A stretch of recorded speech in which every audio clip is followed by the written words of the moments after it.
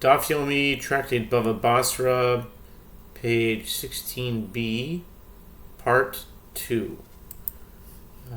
Made a second part because of time. We were in the middle of this Agadata, different drashos, different expoundings on the verses on about Esav and Abraham, and now we're holding by Ishmael, and we're with the words Shasa, Ishmael, Tshuva. And from where do we derive that Ishmael repented in Abraham's lifetime? From the incident involving Ravina and Rav Chama Barbuzi, who were sitting before Rava, and Rava was dozing while they were talking. Ravina said to Rav Chama Barbuzi, "Is it true that you say that any death with regard to which the word Gevia, expire, is mentioned, is the death of the righteous?" Rav Chama Barbuzi said to him, "Yes. For example, and Isaac expired, Vayigva, and died." Genesis 35:29. Ravina objected, but with regard to the generation of the flood, it states, "And all flesh expired, Vayigva," and they were obviously wicked.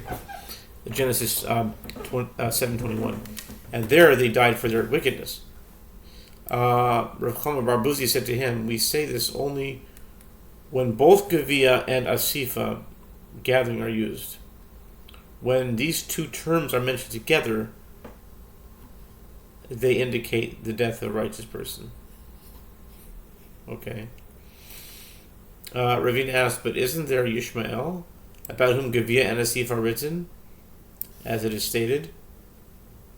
And these are the years of the life of Yishmael, and he expired and died, Vayigva, and was gathered to his people, Vayasef, Vayamot." Yeah.